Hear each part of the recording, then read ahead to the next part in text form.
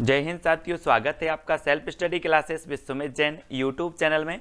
दोस्तों आज के वीडियो में हम पढ़ने वाले हैं नई कविता से संबंधित महत्वपूर्ण रचनाएं। अभी तक दोस्तों हमने आदिकाल, भक्ति काल, रीति काल, है ना, आधुनिक काल में भारतेंदु योग, द्विवेदी योग, छायावाद, प्रगतिवाद, प्रयोगवाद और अब हम पढ़ने वाले नई कविताएं की। ठीक है, तो सभी लोग वीडियो को लाइक करेंगे। जिन भी साथियों ने अभी तक चैनल को सब्सक्राइब नहीं किया वो सब्सक्राइब करके बेल आइकन को जरूर दबाएंगे। ठीक है, तो स्टार्ट करेंगे दोस्तों आज का ये वीडियो। और दोस्तों जो भी साथी अभी तक व्हाट्सएप ग्रुप से नहीं जुड़े हैं वो 9098609291, ठीक है, इस नंबर से आप जुड़ सकते हैं और वीडियो को लाइक और शेयर आपको अवश्य करना है। ठीक है, आज का दोस्तों आपका पहला प्रश्न है कि सीढ़ियों पर धूप में के रचनाकार कौन है। 4 विकल्प हैं आपके पास, 2 सेकंड में उत्तर आपको बताना होता है। और मैंने आपको कई बार याद करवाया है दोस्तों कि बोले सर सीढ़ियों पर धूप में क्यों खड़े हो, तो कहा कि मैं खड़ा हूं, मेरी तो रघुवीर सहाय करते हैं। क्या करते हैं? रघुवीर सहाय करते। मैं सीढ़ियों पर धूप में खड़ा हूं, मुझे कोई दिक्कत नहीं, मेरी तो रघुवीर सहाय करते हैं। तो इसके रचनाकार कौन होंगे? रघुवीर सहाय करते हैं। बोले सीढ़ियों पर धूप में खड़े हैं तो रघुवीर सहाय करते हैं, तो रघुवीर सहाय की रचना हो जाएगी, यानी आ नंबर आपका बिल्कुल सही हो जाएगा। ठीक है, नेक्स्ट है आपका संशय की एक रात की रचनाकार कौन है। कई बार एग्जाम में पूछी गई दोस्तों। 4 विकल्प 2 सेकंड में आपको उत्तर करके चयन करके बताना है। फिर मैं आपको बता देता हूं कि संशय की एक रात में नरेश मेहता आए। संशय की एक रात में नरेश मेहता आए, ये आपकी ट्रिक है याद करने की। तो संशय की एक रात ये नरेश मेहता की रचना हो जाएगी, यानी कि आपका जो विकल्प नंबर सी है वो आपका बिल्कुल सही हो जाएगा। संशय की एक रात में नरेश मेहता आए, ठीक है, सी नंबर बिल्कुल सही है। नेक्स्ट है आप दोस्तों हम तुम की रचनाकार कौन है। हम तुम 4 विकल्प हैं, 4 में से आपको चयन करना है। और मैं आपको बता दूं एक गाना आपने सुना होगा, हम तुम एक एक कमरे में बंद हो, सुना है ना। तो दोस्तों क्या कुंवर लोग, आजकल के जो कुंवर लोग हैं, कुंवर, वो चाहते हैं कि हम तुम एक कमरे में बंद हो। तो यहां पर रचना है आपकी हम तुम, और कौन चाहते हैं? कुंवर लोग, तो कुंवर नारायण की हो जाएगी, कुंवर नारायण, यानी डी नंबर आपका बिल्कुल सही हो जाएगा। ठीक है, याद करने का माध्यम है, ठीक है, कि आपको याद रहे, तो डी नंबर बिल्कुल सही होगा। नेक्स्ट दोस्तों संसद से सड़क तक की रचनाकार कौन है। बोले सर संसद से सड़क तक धूल ही धूल मिलेगी, धूल मिलेगी, क्या मिलेगी? धूल मिलेगी, तो धूमिल, धूल मिल, इस प्रकार से धूल मिल, संसद से सड़क तक धूल मिल, तो धूमिल की रचना है सुदामा पांडे धूमिल की, है ना। बोले सर संसद से सड़क तक धूल ही धूल मिलेगी, धूल मिल, धूमिल, ठीक है, धूमिल साहब, यानी डी नंबर आपका बिल्कुल सही होगा, धूमिल साहब हो जाएंगे इसके। अगला है मृग और तृष्णा की रचनाकार कौन है। 4 विकल्प हैं दोस्तों। मृग की तृष्णा किसे हो गई थी?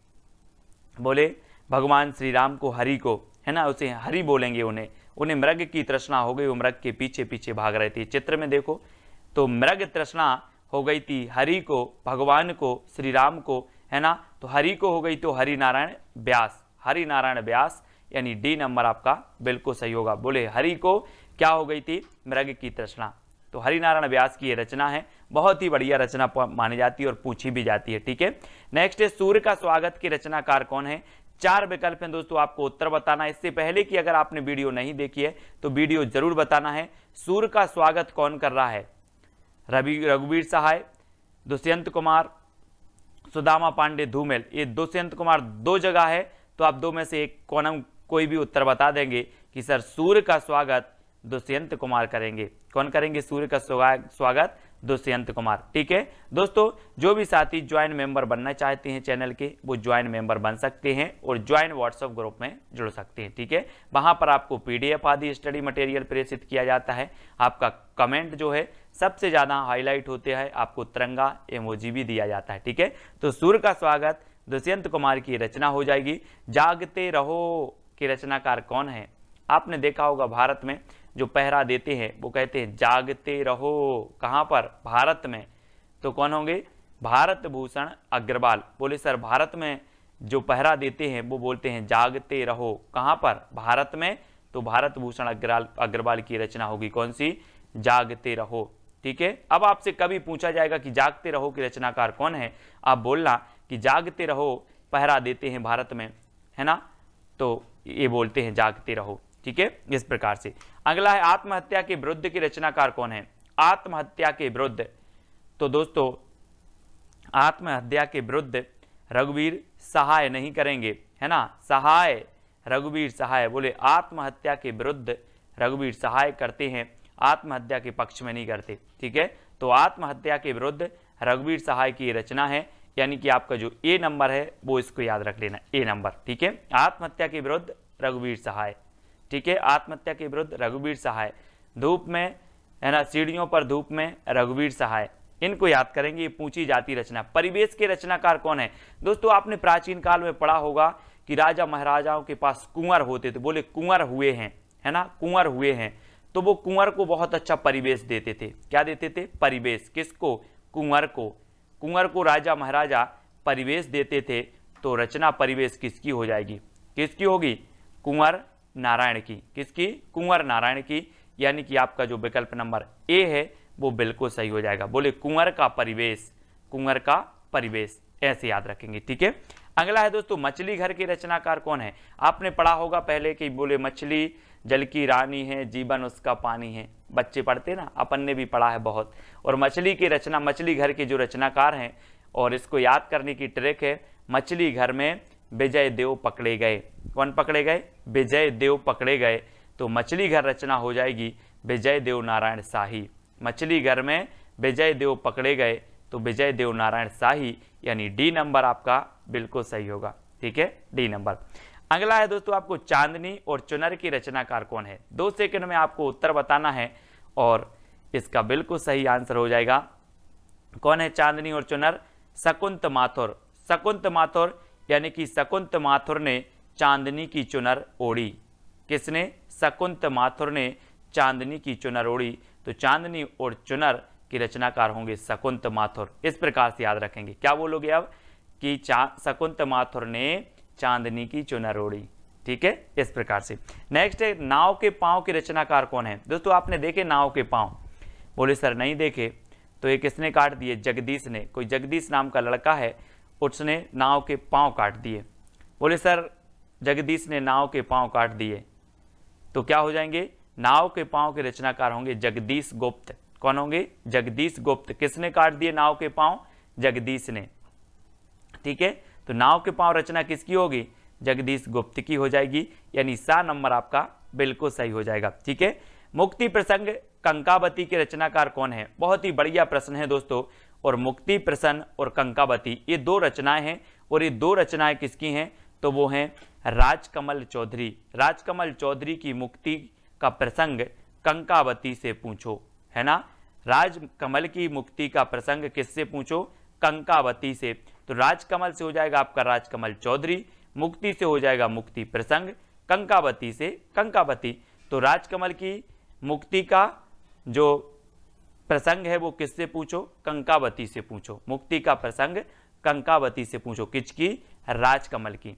ठीक है, तो राजकमल चौधरी। अगला है दोस्तों बांसुरी जल गई की रचनाकार कौन है? बांसुरी जल गई और जलकर क्या हो जाएगी? धूल में मिल गई। बांसुरी जल गई और धूल में मिल गई, तो कौन होंगे रचनाकार? धूल में मिल गई तो धूमिल, है ना, धूमें मिल। बांसुरी जल गई धूल में मिल गई, तो धूमिल। याद रख लेना इस प्रकार से। बोले सर बांसुरी जल गई धूल में मिल गई, यानी कि धूमिल, पांडे धूमिल। ठीक है, संसद से सड़क तक धूमिल ही धू ही मिलेगी, धूमिल। संसद से सड़क तक धूमिल, बांसुरी जल गई धू में मिल गई, है ना, तो धूमिल। इस प्रकार से। अगला देखो अनुपस्थित लोग के रचनाकार कौन है? अनुपस्थित लोग, आपको पता है दोस्तों भारत के लोग बहुत अनुपस्थित होते हैं। आज के वीडियो में भी बहुत सारे लोग भारत के जो हैं अपने, वो सब अनुपस्थित हैं, है ना। तो अनुपस्थित लोग कहाँ के होते हैं? भारत के वो होते हैं सर, तो भारत भूषण अग्रवाल, भारत भूषण अग्रवाल, है ना, क्योंकि भारत के लोग क्या होते हैं? अनुपस्थित होते हैं। तो भारत से भारत भूषण अग्रवाल की रचना हो जाएगी अनुपस्थित लोग। ठीक है, अगला है दोस्तों उठे बादल झुके बादल। उठे बादल और झुके बादल का हमें क्या नापना है? व्यास। उठे बादल और झुके बादल का व्यास नापना है, तो इसके रचनाकार कौन होंगे? हरि नारायण व्यास। अब मैं आपसे कहूंगा कि उठे बादल और झुके बादल का व्यास नाप कराओ, तो आप व्यास नाप कराओगे। बोले सर हरि नारायण व्यास, उठे बादल झुके बादल। ठीक है, इस प्रकार से और उत्तर आपका हो जाएगा विकल्प नंबर सी और सा नंबर आपका बिल्कुल सही होगा। ठीक है, अगला है कुआनो नदी की रचनाकार कौन है? कुंवर नारायण, दुष्यंत कुमार, सर्वेश्वर दयाल सक्सेना या फिर भारत भूषण अग्रवाल। कुआनो नदी, कुआं और नदी का क्या करके आओ? सर्वे करके आओ। मैंने कहा कि अपने क्षेत्र में, अपने राज्य में कितने कुआं हैं, कितनी नदी हैं, सर्वे करके आओ। तो कुआनो नदी किसकी हो जाएगी? सर्वे करके आओ तो सर्वेश्वर दयाल सक्सेना। काठ की घंटियां, है ना, कूठियों पर टंगे लोग, जंगल का दर्द और कुआनो नदी, ये पूछी जाती हमेशा, इनको याद रख लेना है। तो है ना, कौन कौन सा? जंगल का दर्द, काठ की घंटियां, ठीक है, और एक और है दोस्तों खूंटियों पर टंगे लोग। ये रचनाएं हमेशा आती हैं सर्वेश्वर दयाल सक्सेना की। बकरी भी इन्हीं की है दोस्तों, एक बकरी रचना है, बकरी। ठीक है, माया दर्पण की रचनाकार कौन है? कुंवर नारायण, दुष्यंत कुमार, श्रीकांत वर्मा या फिर भारत भूषण अग्रवाल। माया दर्पण, है ना, बोले सर माया के दर्पण में श्रीकांत वर्मा बन गए, है ना, माया के दर्पण में श्रीकांत वर्मा बन गए, याद रख लेना है आप। माया के दर्पण में श्रीकांत वर्मा बन गए, वर्मा बन गए, तो श्रीकांत वर्मा की रचना हो जाएगी कौन सी? माया दर्पण। माया के दर्पण में श्रीकांत वर्मा बन गए। ठीक है, इस प्रकार से। अगला है मिट्टी की बारात के रचनाकार कौन है? दोस्तों यहां पर जो विकल्प दिए हैं, इन विकल्प के अनुसार बताना है, नहीं तो अमृतलाल लांगर की भी रचना मिट्टी की बारात, शिवमंगल से सुमन की रचना भी मिट्टी की बारात है। और मिट्टी की बारात किसकी है? त्रिलोचन, त्रिलोचन की है। और त्रिलोचन आपको पता है शंकर जी को त्रिनेत्र कहा जाता है, त्रिनेत्र, जिनके 3 लोचन हैं उन्हें त्रिनेत्र भी कहा जाता है। और शिव भी आता है, शिव, तो शिव से शिवमंगल से सुमन की है मिट्टी की बारात, और यहाँ पर त्रिलोचन आ रहा है तो त्रिलोचन की भी मिट्टी की बारात है। इसको याद रख लेंगे, यानी कि आपका सा नंबर बिल्कुल सही हो जाएगा। ठीक है, अब अगला दोस्तों, बोलने दो चीड़ को, बोलने दो चीड़ को, ये कौन बोलेगा? कौन बोलेगा? कोई भिखारी बोलेगा कि राजा बोलेगा? है ना, राजा कुर्सी पर बैठता है ऊंचे और बोलता है कि बोलने दो चीड़ को, बोलने दो चीड़ को।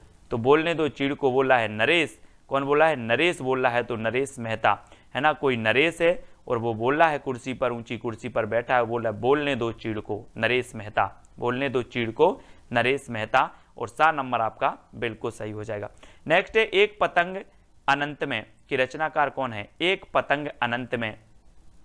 और दोस्तों आपको पता है कि जो वाजपेयी जी, अटल बिहारी वाजपेयी जी थे, वो भी एक कैसे थे? एक पतंग थे, है ना, पूरे भारत में उनका क्या था? वर्चस्व था, पूरे विश्व में था। ठीक है, और इन्होंने संयुक्त राष्ट्र में सबसे पहले क्या? हिंदी में भाषण भी दिया था।